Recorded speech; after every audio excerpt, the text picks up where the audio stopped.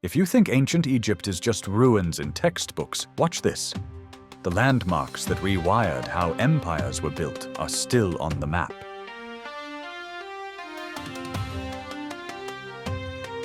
In this video, you'll see 10 sites you can still visit today, what they are and how they changed history, and one takeaway you'll remember. Ready? Let's roam. Number 10. Abydos, Temple of Seti I and the Osireion. Around 1290 BCE, Pharaoh Seti I built a temple at Abydos with 7 small sanctuaries in one row, each chapel dedicated to a major god, later completed in parts by his son Ramses II.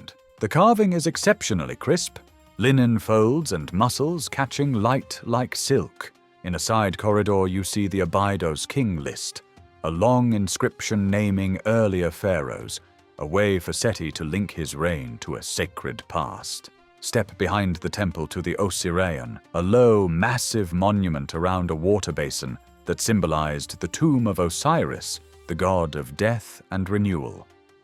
One damaged panel here is often misread as a helicopter, but it is simply older hieroglyphs recut over time and eroded. Abydos shows how Egyptian rulers used art, genealogy, and myth to legitimize power. Number 9. Dendera, Temple of Hathor. Dendera is the principal cult center of Hathor, goddess of joy, music, healing, and renewal. Square pillars carry her serene face, and blue ceilings map constellations, deacons, festival calendars that kept worship in step with the sky. Inside the thick walls, crypt passages hide ritual scenes and storage niches, a backstage atlas of offerings and processions. On the roof, chapels overlook the Nile plain, turning the complex into a calendar you can stand in. The famous zodiac here is a museum copy, often used to spin lost tech myths. But the real achievement is better: observation and math-keeping festivals on time. Dendera shows religion built on precision as well as poetry. Number 8. Philae, Temple of Isis. Philae is a late pharaonic and Roman period island sanctuary that stayed active into the first millennium, long enough for small Coptic crosses to sit beside hieroglyphs. When the Aswan High Dam raised the river, engineers numbered tens of thousands of blocks and moved the complex to higher ground at Agilkia, saving reliefs from drowning. By the waterline, a compact nilometer, a stair in a well, let priests measure the flood to forecast taxes and feast days.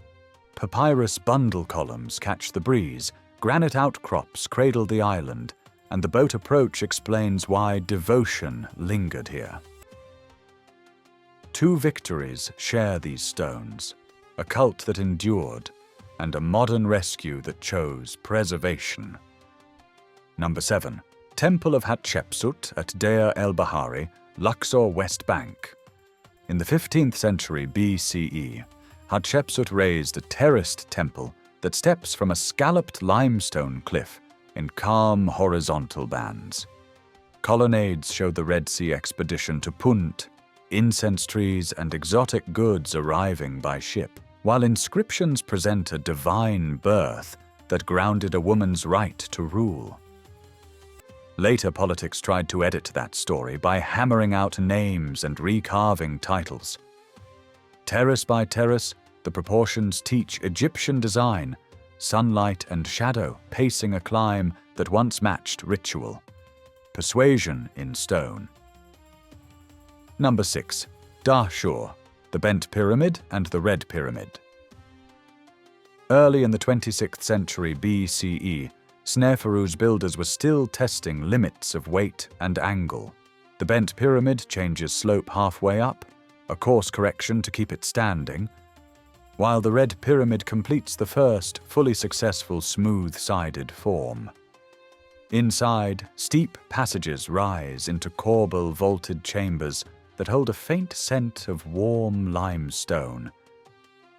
Stone cured under desert heat for 4,000 years. Clap once and a strange resonance answers, geometry tuned by necessity.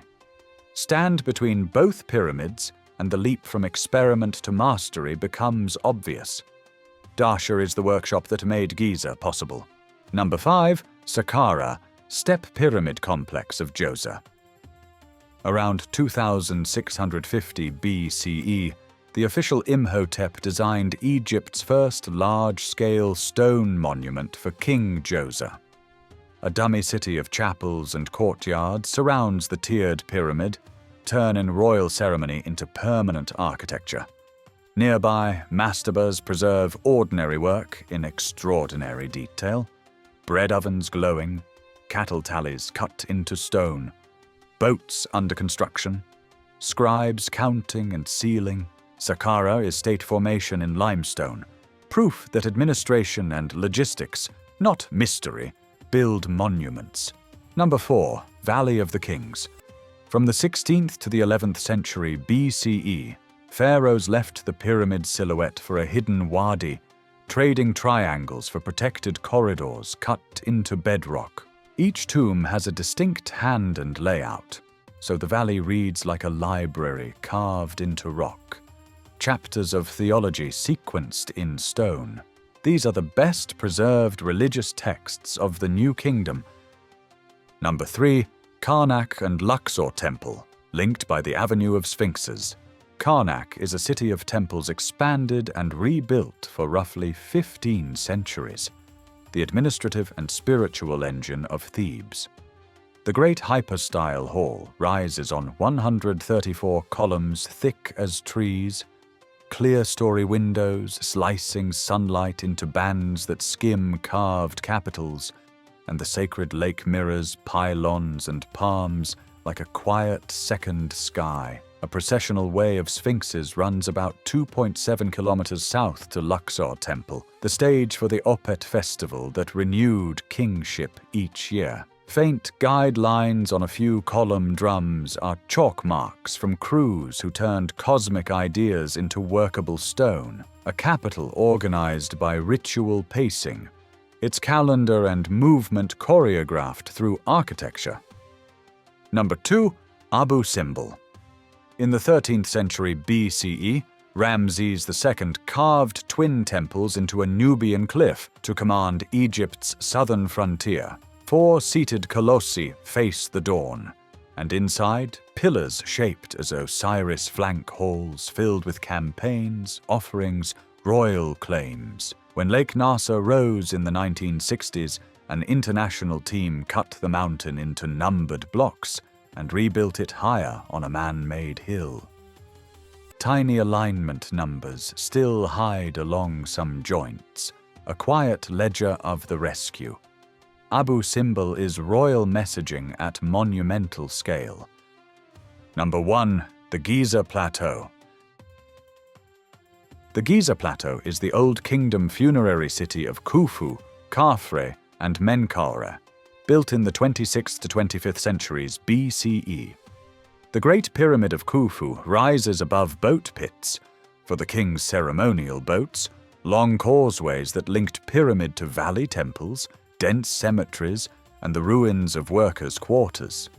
Khafre and Menkaure stand nearby, and the Great Sphinx looks on, carved straight out of a natural limestone ridge. Giza is not one monument, it is a planned landscape for eternity, where scheduling, quarrying, hauling, feeding, and celestial alignment had to agree within inches. It remains the only ancient wonder largely intact. If this brought ancient Egypt into focus, tap like, subscribe for more content like this, and tell me in the comments which site surprised you most. Want a part 2? Tell us which place you want us to cover next. Thanks for watching. Keep roaming.